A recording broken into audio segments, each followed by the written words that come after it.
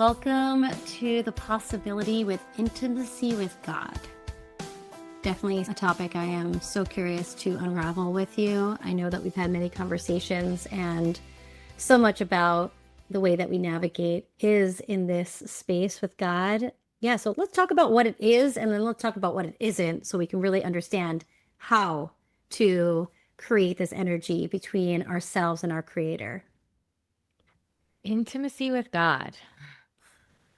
I think about intimacy with God and I think about the literal thing that every single person in the universe truly craves, the thing underneath the thing, as we like to say, for everybody. If I was just talking to someone the other day and we were talking about addiction and how addicts have this insatiable hunger, and this person was telling me that their addiction was only able to be satiated and satisfied and put to rest by creating intimacy with God, intimacy with the God of their understanding.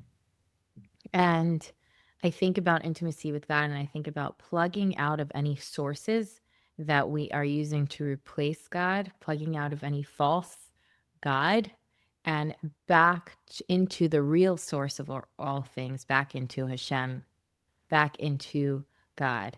And that includes plugging out of people who we think might save us, plugging out of ideas that we think might save us, and plugging out of frequencies that we are treating as a false God. For example, money. Money is an energetic frequency on an energy level that is not the thing. It is the thing that symbolizes the true thing, which is the true source, which is the true wealth, which is the true abundance. So we're going to be talking about and hopefully touching the very real and in experience of intimacy with God.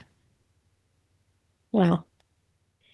It seems like a really utopic sort of experience to be tapped into that energy. And it seems almost logical. Duh, why wouldn't I?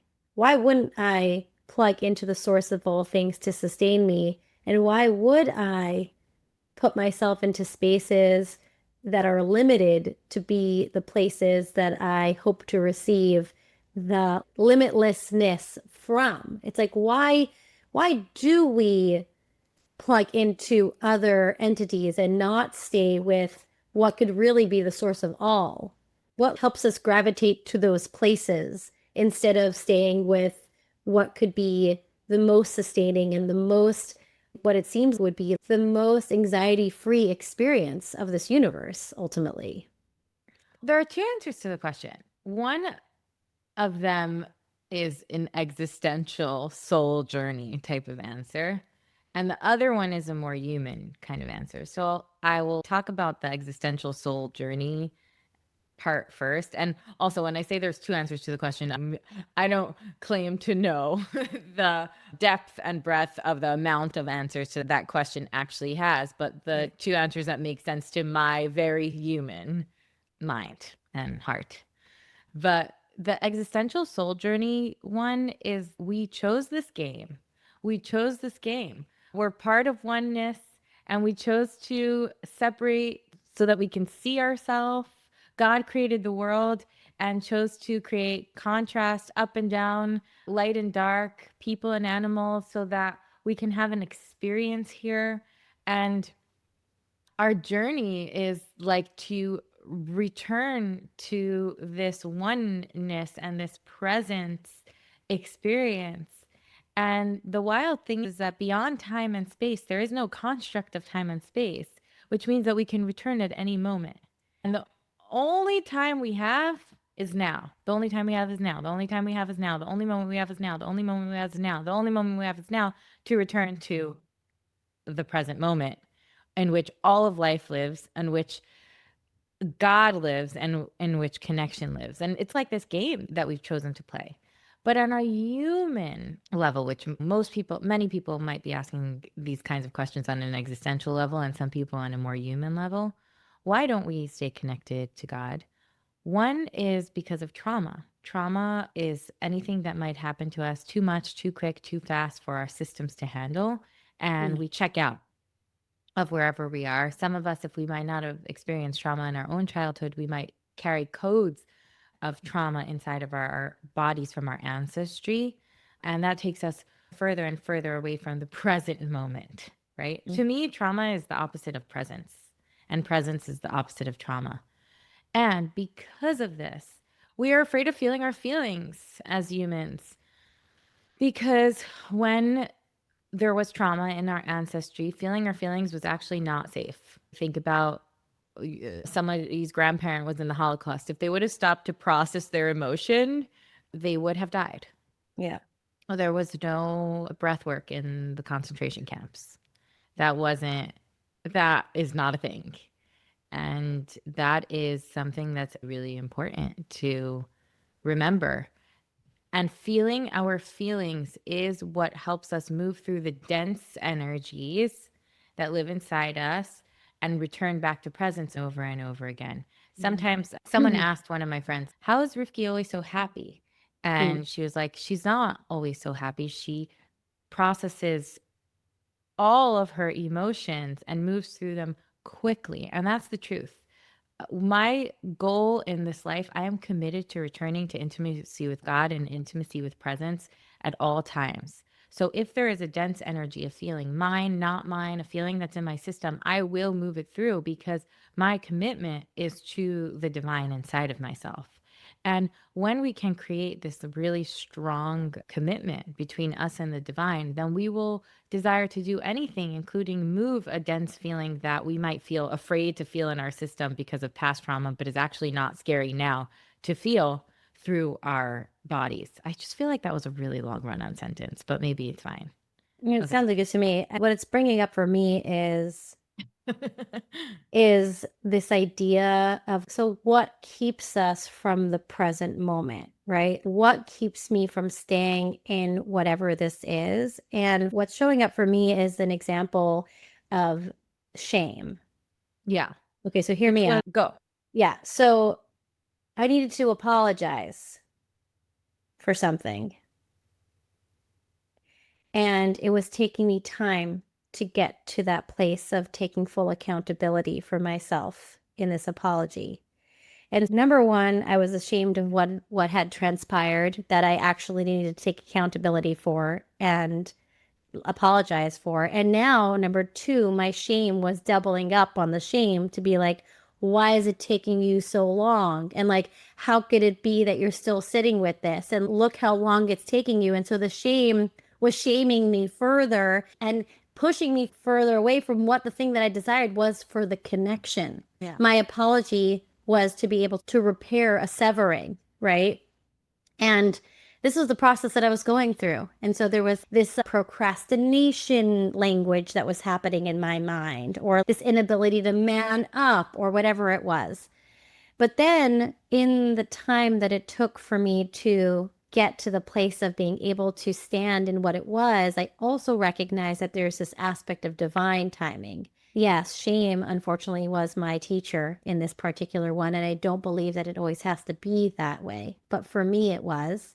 Where then I came to recognize that when I was finally in the place of making the apology, it was the time when I was ready to fully hold the accountability in my end and let go of the need for it to be received. Because so long as I was holding on to the need for it to be received, I was procrastinating, quote, because it still wasn't about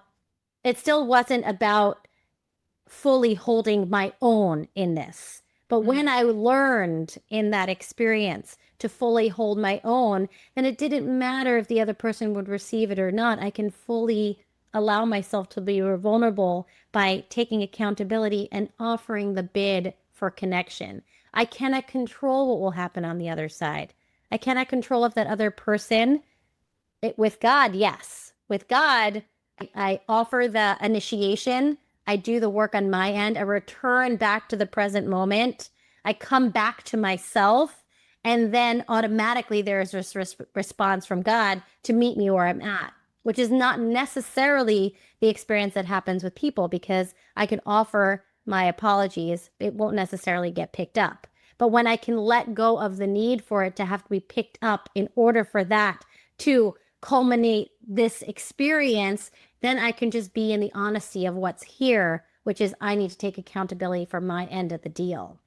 It's really beautiful and important what you're sharing, because the reason number two that I was going to share of why we would not build intimacy with God is shame. Because, and you just explained such a good story between person to person, right? Or Yes. person to ourselves. What many people who grow up in societies that are religious learn to associate with God. God is a person. Right. God is their father, God is some punisher in the sky, or God is some judger. And God is everything. So God has all facets. But in certain religious environments, people learn to experience God in a very two-dimensional way, which is a very similar way to a way that we experience a person. Many people's perceptions of God are the ways that they perceive the people in their life who are adults as a child. And the shame is in having intimacy with God is the ultimate bind. Can I face Hashem? Can I face God if religion and society told me that I'm bad? If Mm. my mother or my father, in not in maybe in words, but in their resonance or in their body language, told me that I'm bad. And then what happens?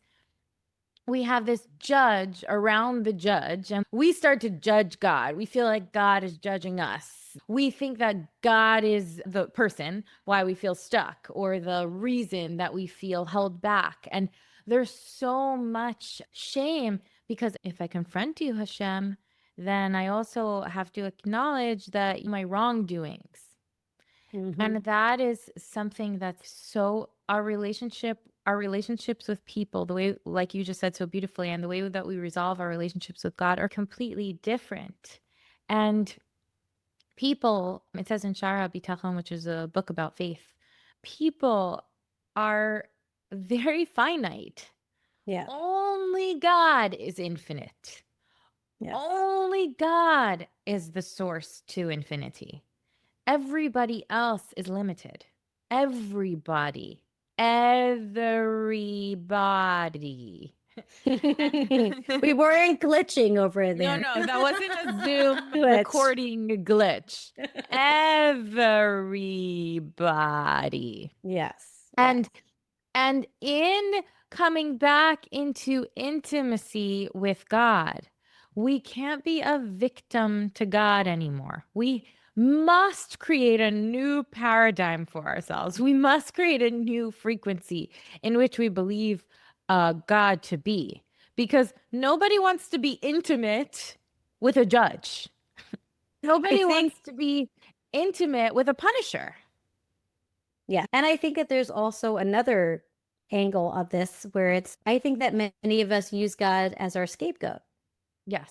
as in, oh, I'm a victim to his doing. I'm a victim to the cards that he dealt me. And here I am stuck in this place because of God. If only he would love me differently. If only he would have gave me parents that understood me. If only he X, Y, and Z. And so it's really hard to be intimate with the same source that I'm trying to blame all of my problems on.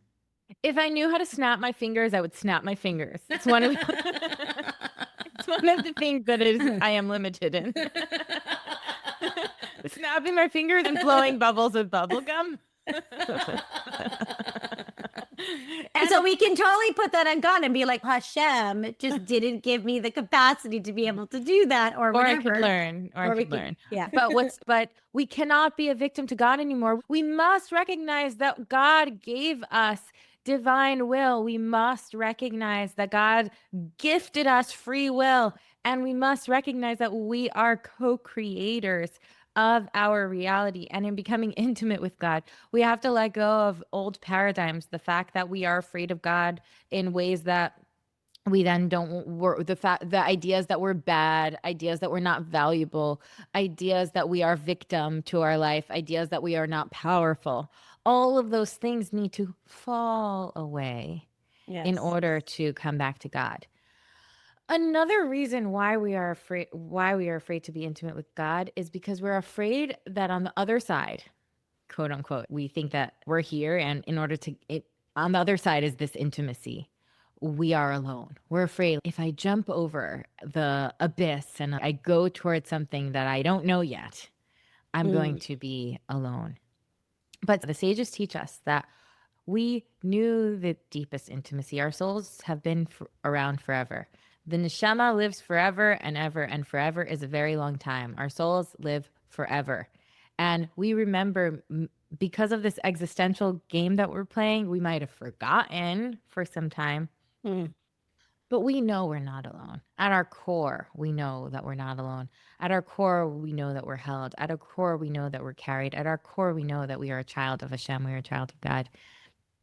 But it's this existential fear that if I let go of what I know, if I plug out of the sources to source that I'm plugged into, my society, my parents, my culture, certain things that are doing really good for me and certain things that are not doing very good for me, then will there be something to plug into on the other side?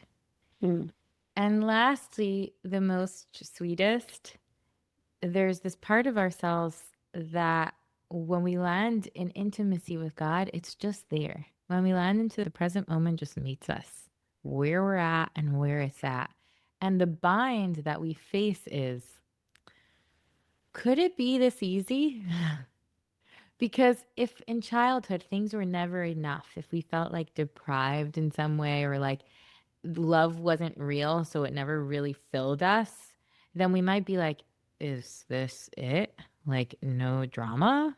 It's just mm. here and now, and it's not dramatic? What is this love?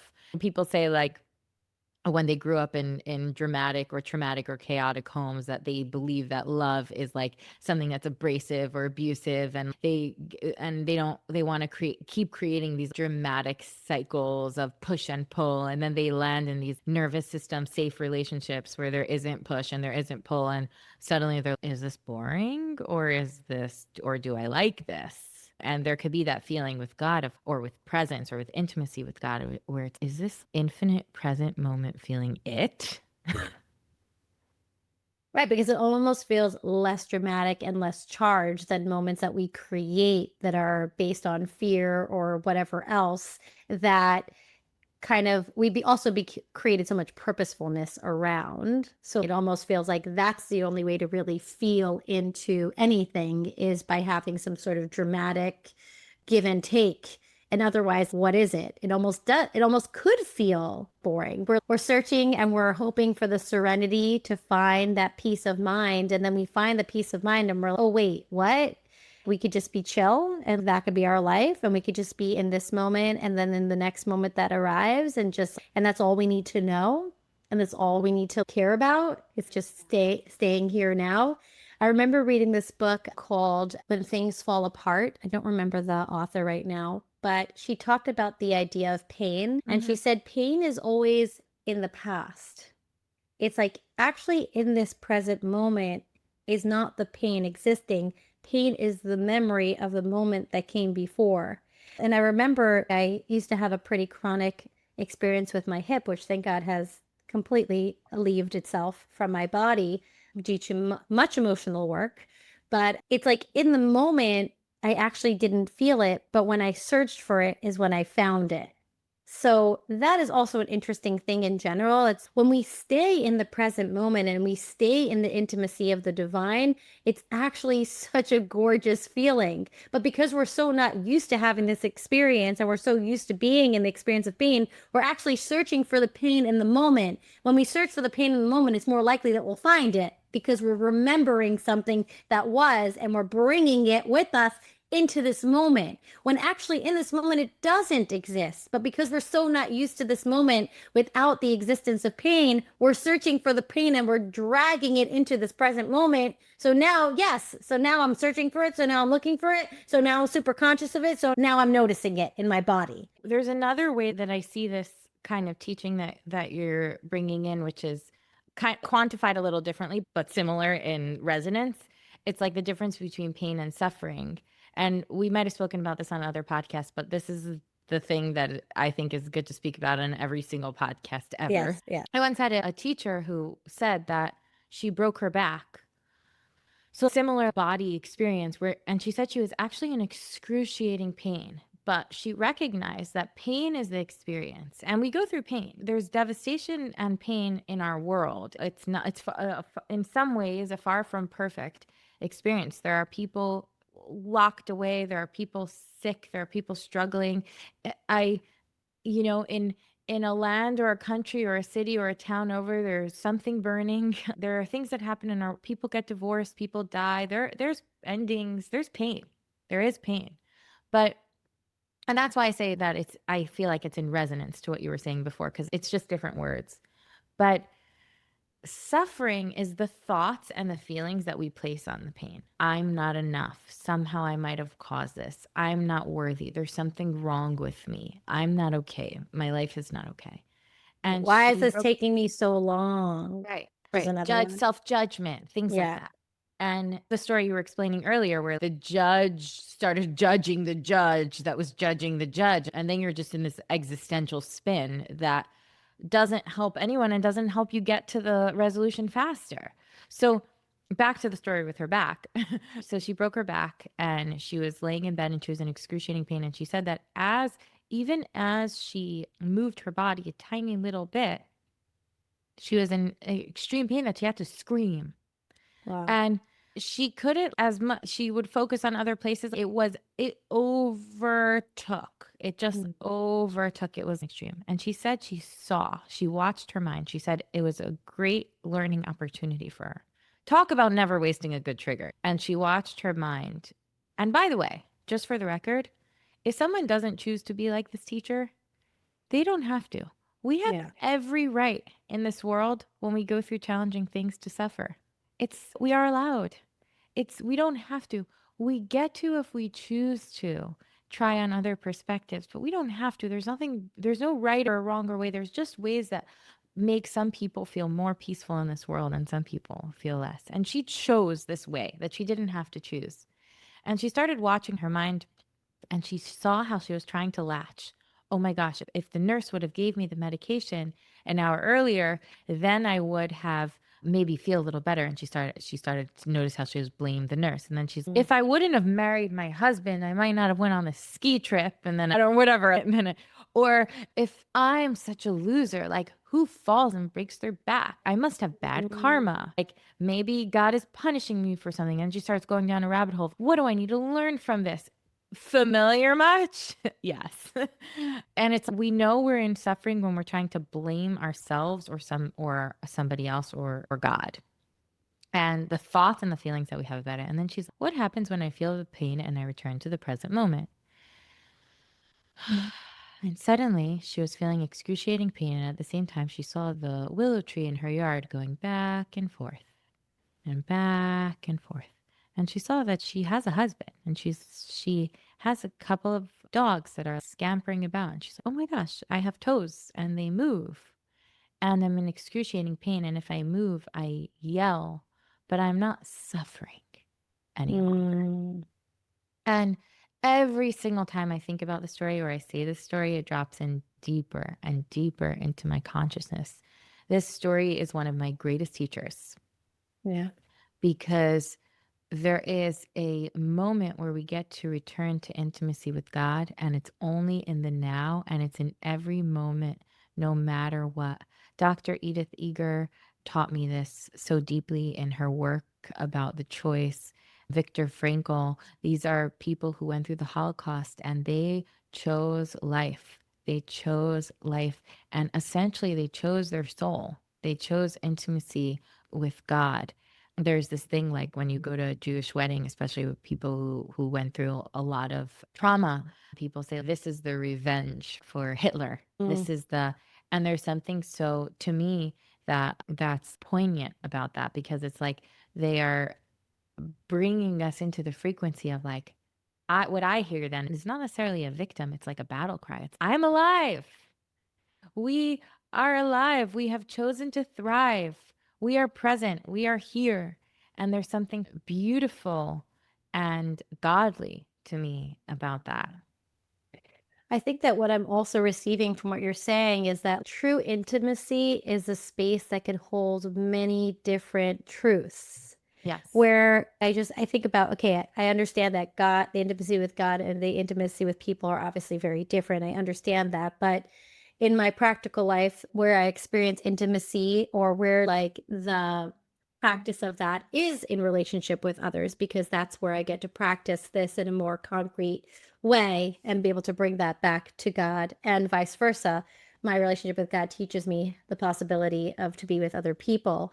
But I think about an intimate relationship in general and the ability to love and also be really disappointed in at the same time, to accept and also not understand completely in the relationship. And it doesn't mean that because we don't see everything exactly the same that our relationship can't hold or can't be sustained. It just means that we can hold many different ideas under one umbrella and still work towards our joint goals in this life, in this family, in this relationship, and still agree to disagree because that's real life. Real life doesn't mean that there's only one way, it's my way or the highway, and then if it's anything but that, then it doesn't fit. It means that we can have very different ideas and we can find space to understand that that's what's true for you. And even if it's not true for me, it could still be true for you. And I feel it took me time to recognize that because I think growing up, there were all of these Jewish ideas that I grew up with. This saying from the Pirkei Ethics of Our Fathers, it says, who is a wealthy man? One who's happy with their lot. And so I said, how can I possibly ask for more? If I ask for more, that means I'm not actually being happy with what it is that I have. But coming into intimacy with God and intimacy with, and deeper intimacy with the people who I love has taught me that no, it doesn't mean that I don't appreciate what is. It means that I appreciate what is very deeply, and which is a really important word here, I could also desire more because there is no limit on abundance. And 100. and my willingness to lean into the space of intimacy with God and say, "Thank you, God. Yes, and more, please." Is a space of really being intimate, is a space of being able to say, I do appreciate, and there's more, there's deeper I want to go. And even with my relationship with, I think about my husband, it's yes, I do adore this place that we're in, but we're not here to be in a static existence. We're here to constantly deepen. We're here to constantly work towards more that is here for both of us. And so part of that is also a mirror towards our relationship with God. It's not, we don't arrive somewhere and then that's where we just get comfortable and stay. No, there's deeper, there's more that we can ask for. There's deeper experiences that we can go into ourselves, into our own intimate experience, which is ultimately the experience with our creator. Yes. Yeah, so there's something about, and I think I might have said this story once, but I just want to share it here. It's I remember sitting with my grandmother at a Shabbos table one time, and my brother came home with a word of Torah that he learned in the synagogue, and she must have been like 89 years old. She was definitely of her age. And she sat and she listened to what my brother said, and she had this profound epiphany. Wow, what a thought. And I remember looking at her and being, do you mean to say that at 89 years old, I'm still going to be gobsmacked by the wisdom of this universe? How exciting is that? And I think about that in relationships too. It's we're not here to stay in the place that we are. We're here to constantly be completely mystified and I don't know, in wonder of how deep and how much more there is possible to receive from each other in this growing experience. Yes. So beautiful. So beautiful.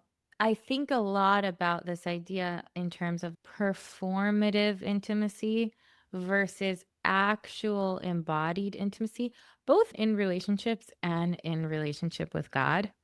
There can be people performing intimacy in this world, and especially in the world of social media where everyone sees everyone else's life. Oh, yeah. There can be this, people might not even know it. It can be a subconscious defense, even to the person themselves. There's no judgment there. It's just the reality where actually embodied intimacy is much more rare to come by. And when both of those things come together, that's when people really make impact. When they can show what they have in an embodied way, and people Mm. can know that it's possible because they can feel it in the resonance field.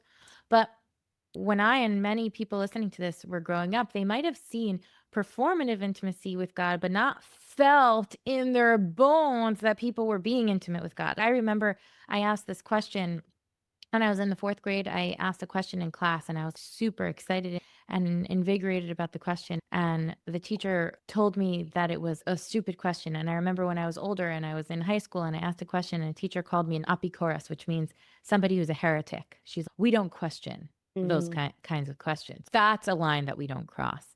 And later, as I've grown, I've understood that intimacy with God and with anything does not lie in accepting and taking the status quo just because someone told you to, but it's learning and understanding and digging and making it your own that builds and creates that intimacy. And if someone's not ready to get their hands a little bit dirty, then they're performing. And that Right. is that. And that's really deeply how I feel. The intimacy lies in the mess. It lies in the liminal space. It lies in between. It lies in the mystery, with the wrestling, with the reckoning, with the playing, with the creation. It's the art is not about the finished piece. It's about putting your back into it. It's about putting your hands into it. It's about putting your experience into it. And there's just something missing often in our world around what intimacy with God actually looks like. Is it only for the rabbis? Is it only for the people that are prominent? Or is it only for the people who know how to bow this way or that way when they pray? No, the intimacy is for everyone. But what could keep us away from it is when people might have heard things like that as a child. It's not okay to ask questions. It's not okay to get messy. It's not okay to break a mold. It makes me uncomfortable when you are intimate, when you are Yes. Yes. truly intimate, not performatively intimate in public. It makes Yes. me uncomfortable when you are truly intimate with God in public. And oof, even as I say that in my body, I feel like such a strong truth in that statement. And I'll just say it one more time. For some people, it makes them uncomfortable when you are truly intimate, not performative intimate, but embodied intimate with God in public. It makes them uncomfortable to see maybe us get messy, us wrestle, us reckon, us play, us be in the middle in public. You're not going to do that in public. You're not going to do that in public. But I believe that can't be farther from the truth because the world is thirsting. The world is hungry. The world is starving. The world is famished for something that is real, something that we could touch, Yeah. something that we could feel. And there's so much performance. And you and I were talking a lot about this, how art can be the portal, or anything can really be the portal to deepest intimacy, or it can be the exact opposite. It can look like so much intimacy, but it can be escapism at its finest. Oh, And yeah. there is, I would love if you could share more about that. Yeah, I'm just remembering a time in my life where there was something I was afraid to confront because that would be reckoning with intimacy, specifically with my husband, and having to learn a truth that maybe I wasn't fully certain what it was. And I was so afraid of it. And at that time, I took on running and I became an avid runner. Winter, summer, spring, fall. It was a good couple of years that I ran like nobody ran, literally. Mm. And what did I receive from the universe and from all the people in my life? Oh my gosh, wow. You're so disciplined. You're Mm. so healthy. You're doing your body such a good service. And you almost lose track, like an addiction, like any other. You lose track of what it is that you were numbing because you're so immersed in either the really good habit or the really not good habit then now becomes the issue. So it's Totally. like I started smoking because I was feeling anxious. And instead of feeling my anxiety, I just smoked. And now I have to deal with the smoking before I can even get to the thing that's really beyond that. And in my case, it was such a healthy thing. I was receiving so much Quote unquote. Yeah. praise for the health of my body. But in the meantime, what I was doing was running from the thing that I was avoiding because I was so afraid to look at it in the face. Until finally it came a time where I could run no more from the thing that needed to be addressed. And I'll tell you what, when you finally turn around and look at the thing that you're running away from or the thing that's chasing you, that's asking to be looked at, it's actually way less scary than we thought that it was. And it becomes something that we could actually offer ourselves in intimacy to look at and then to be able to address the things that need to be addressed because now I can actually look at it. So long as I'm avoiding it, I'm actually ruminating something into something that it isn't and creating a much bigger problem than it needs to be than if I can have the courage. And I say courage because it takes courage, because Yeah. courage means that I am going to have the fear. I'm going to have the fear and I'm going to do it anyways because that's what needs my attention, not my body in running. And it's so great because the illusion is so good. Not only that, I the illusion was my own illusion because now I'm being praised. And not only that, not only being praised, I'm inspiring others to run. That's how crazy this can get. Is I that am what now. happened for you? Yes, I've become this icon, the inspiration for what it could look like if you are Oh determined to my do something God. healthy for yourself. That's what I became. That's how Wow. far we can stray from And what you it believed looks. it even. You believed Yes, it. I've Yeah. come to believe I became to be an inspiration now. Are you kidding me? Wow. Yes, that's how far you can run away from the thing that's actually asking just to be looked at. And once you can look at it, which is always less scarier, it does require courage to look at it. But when you do, it doesn't even need that much time. It doesn't Yeah. even need that much time for it to soften and pacify. And then, wow. And then I could run if I choose to run, and it could actually be from a healthy place instead of the running because something is chasing me, desperately asking to be looked at, and I'm doing everything in my power to run from it instead Yeah. of run towards it, which is towards the intimacy that I can allow for myself to look at the thing, Yeah. and then towards whatever that might mean that I need to address in my relationship intimately. Yes. That only Yes. when I look at it can I actually address it, can I actually create the connection instead of running from the connection. Yeah. Yeah. And let's not get it mistaken. An intimate relationship with other is a direct reflection of our true relationship with God. There is nobody in the world who can say I have a really great relationship with God and I suck at relationships with people because it's a Right. mirror to one another 100 million%, not in the performative way, but in the actual real way underneath. And you reminded me of a story when I was in high school.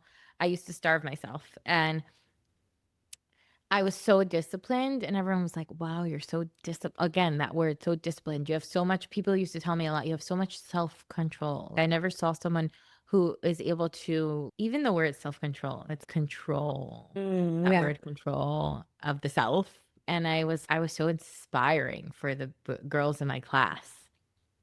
Yeah. And I was pretty severely not okay. It was such a lesson for me looking back about how we can get celebrated for the ways in which we live our lives and ways that we are intimate with our lives when that's actually the least intimate way we can be because real intimacy is something that makes the world uncomfortable. It's something that makes the world, our relationships uncomfortable. And that brings us into we just came off of a retreat.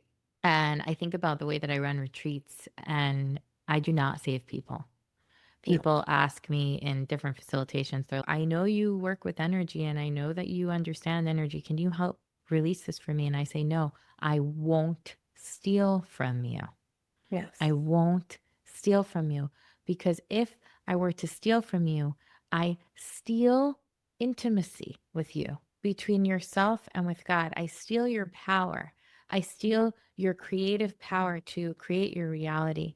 And what happens in when we plug into people who we believe have more power than us is that we keep perpetuating the cycle that a we need a ticket to enter to intimacy with God whenever we want to, we can, and we get to enter. And I wrote this to my community. I wrote, public service announcement.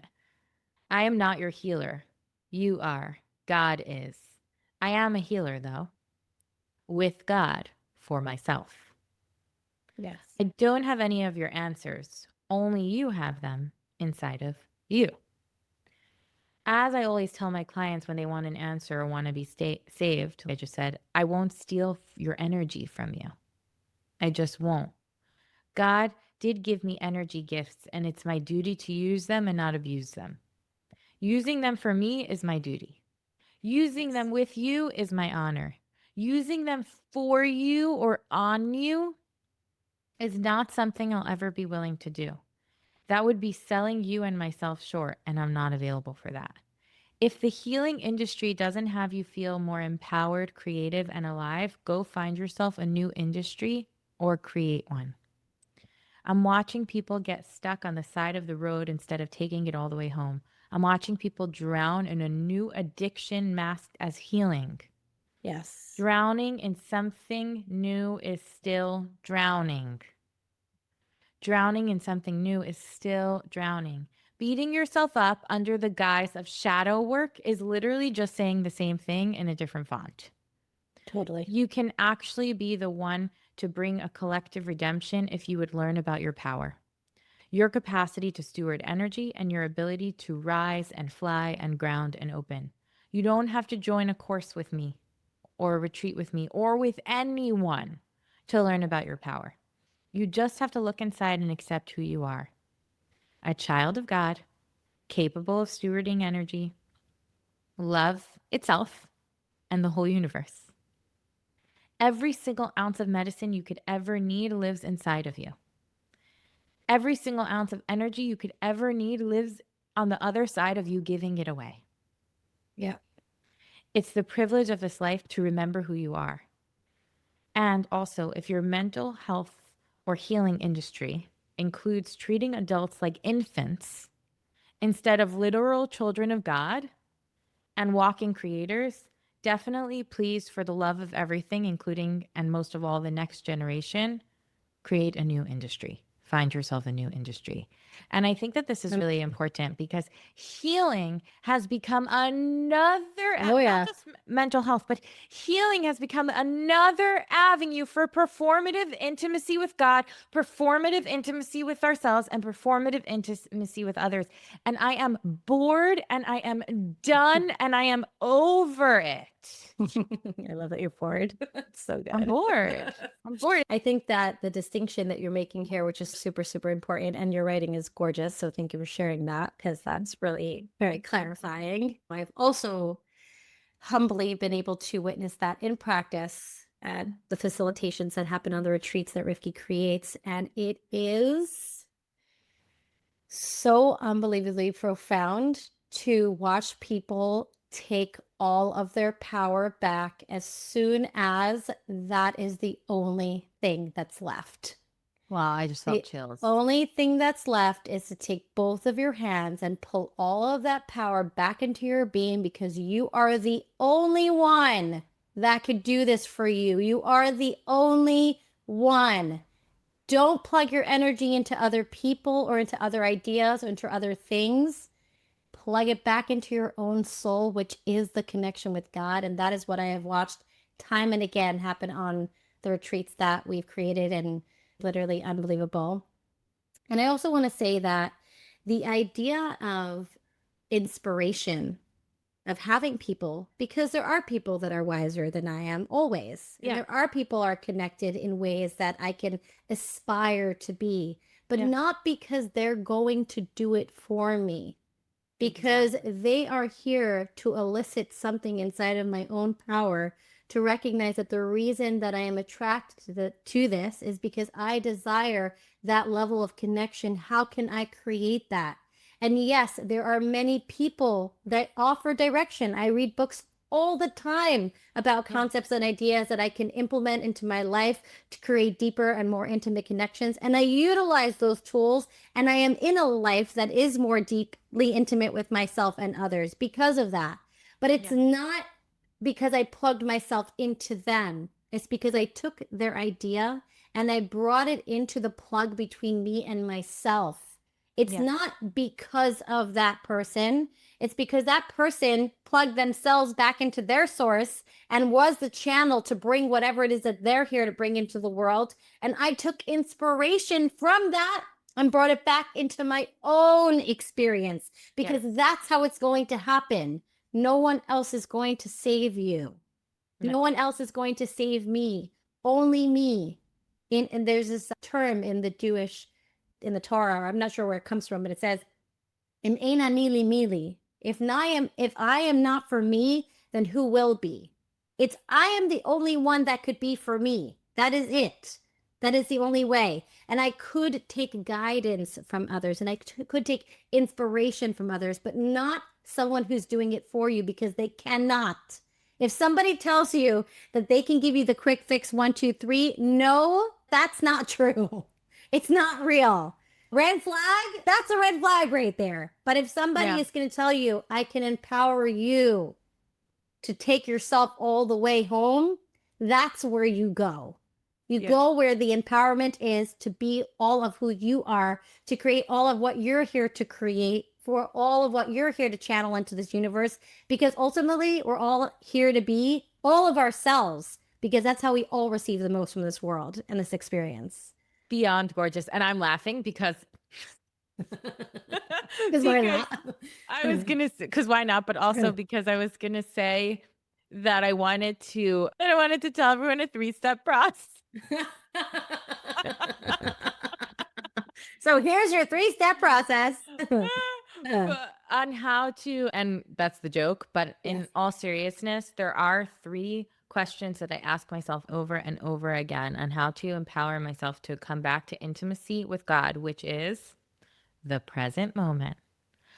Over and over and over again. Intimacy with God, which is the experience of who I really am.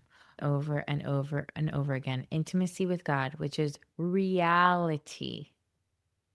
Over and the true reality over and over again. And this is what I ask myself. And my clients know this already, so they're probably smiling. I feel, because in order to connect to the present moment, it's important to acknowledge our feelings without bypassing them. I feel. How do I feel?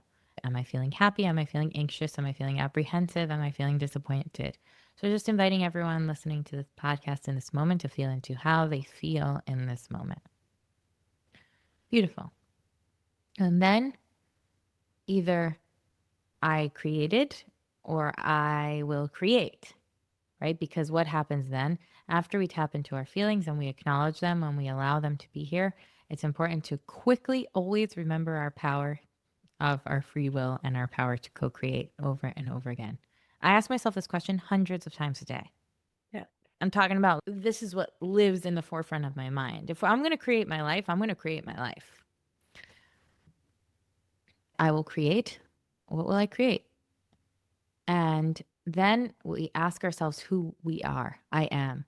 And I don't answer this question with a descriptive word, but with a state of being. For example, loving would be a description word. Love would be a state of being. Curious would be a description word. Curiosity would be a state of being. And you can say 10 things, you can say 1 thing, you can say 20 things. It's really important to always remember who you are underneath anything that you do and underneath anything that was done to you. Often. And then use your state of being to create the way you want to feel in the next moment. Don't use your feeling to create your state of being. Feelings are fickle. They change every single moment based on the weather of that moment and based on If you smelled something and it might have triggered a memory that made you feel a certain way in your body, feelings are meant to be felt.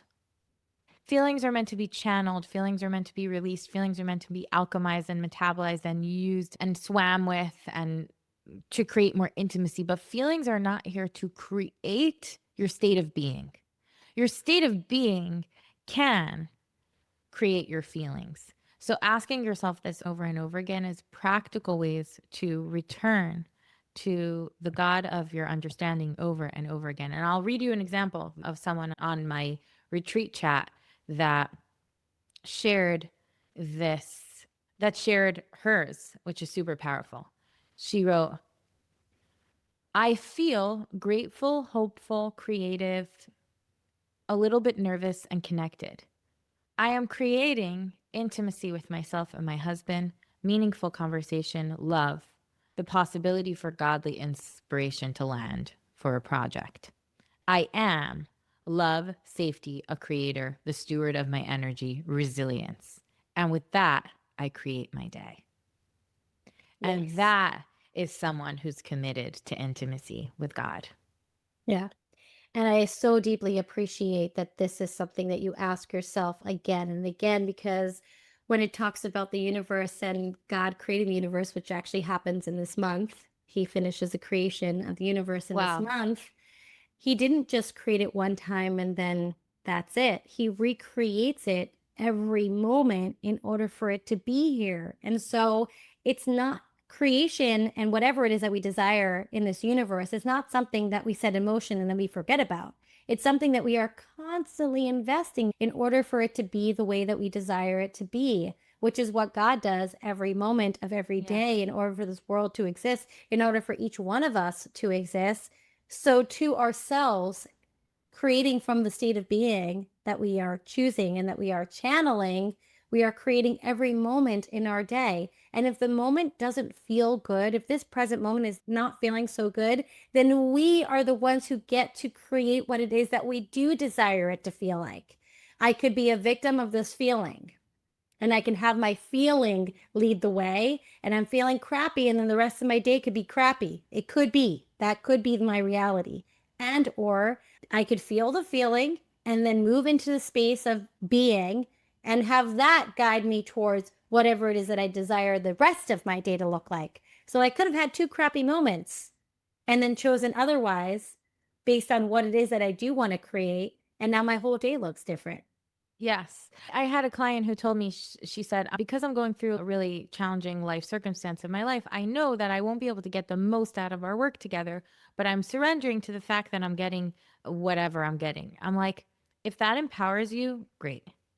But another way to look at this is that Yeah. you can get the absolute most possible around what we're working together, even more because you're going through this thing. And she's, oh, wow, I haven't entertained that perspective. I was so stuck in the way that I was thinking. And she is flying.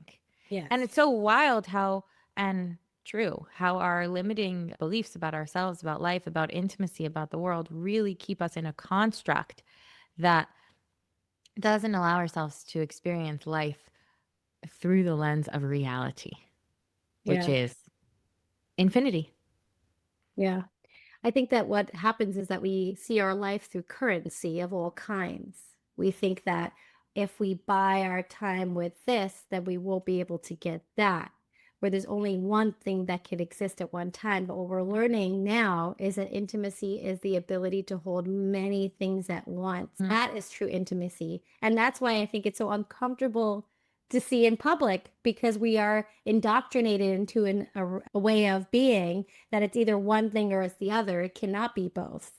And what's Yes. so beautiful about intimacy is that it can be many things all at once. And we are just opening ourselves to stretch our capacity to hold all of those things. And they could be things that don't necessarily agree with each other, and they could still be here. It's still possible to hold more than and all of those things all at once.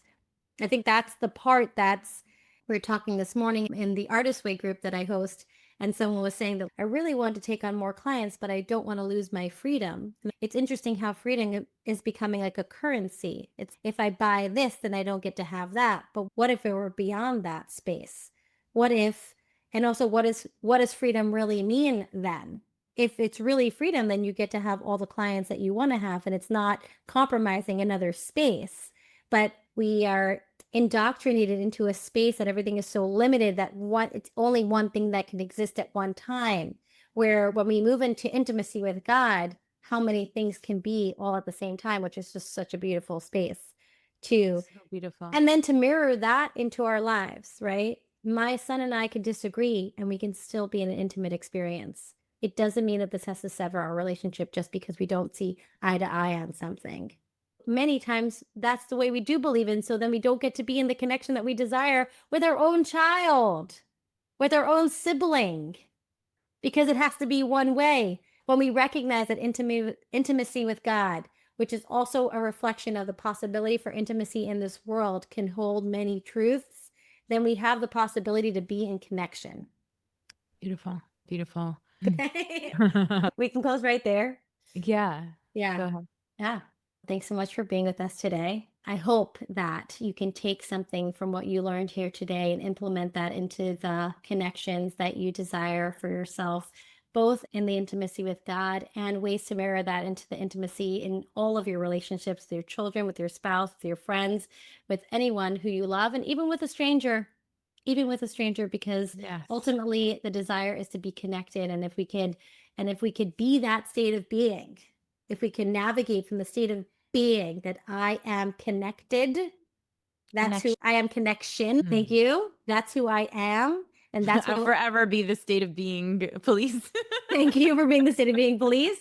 No, but then if I am the state of being of connection, then that's what I will create wherever I go. Beautiful, beautiful. And I'll leave our audience with this. I believe that the fastest way to intimacy with God is through awe and reverence. And when we can start having awe and excitement for the little things again and really see people through the eyes of the creator that we are and see the flowers and the trees and the birds and the children through eyes of awe, we're right back in the present moment where intimacy with God lives. So offering that, and yeah, have an Next amazing time. day. Till Yes. next time. Okay, Yeah. bye. Bye. We are so humbled and delighted to have you with us. Our podcast is real life in real time, where we embark on curious conversations that expand our awareness and capacity for all that is possible. The Possibility of the Universe podcast is only possible because of you, our audience. Thank you so much for being here with us. Thanks so much for being here, and thanks so much for listening. I'm Chani. First and foremost, I am a believer. I am a wife. I am a mother of 6 beautiful children, and I am the owner of Grassroots Brooklyn, an experiential art collective and floral atelier. I am also a life coach working with both individuals and couples to empower them to step into all of their own possibilities in this universe. You can find me on Instagram at Makom Sanctuary and on my website, www.grassrootsbklyn.com. Hi, I'm Rivky, and I love life. I love heart-centered living. I love to be curious, and I love to connect with all things. I started off as a social worker and developmental therapist, and now I work as a somatic and subconscious practitioner using modalities such as somatic healing, breathwork, bodywork, hypnotherapy, and some really magical and incredible quantum healing technologies. I work with individuals, couples, run retreats and courses using these modalities to help people find the most freedom, presence, aliveness, and embodiment inside of their lives. The ways to contact us are through my website, rivkygross.com. That is spelled RIVKY dash, the straight line dash, gross, GROSS.com. You can also follow us on Instagram, Chani at Makom Sanctuary, and myself at Rivky Gross. We are here for any and all questions and feedback through the contact form on the website, and we're so looking forward to hearing from you.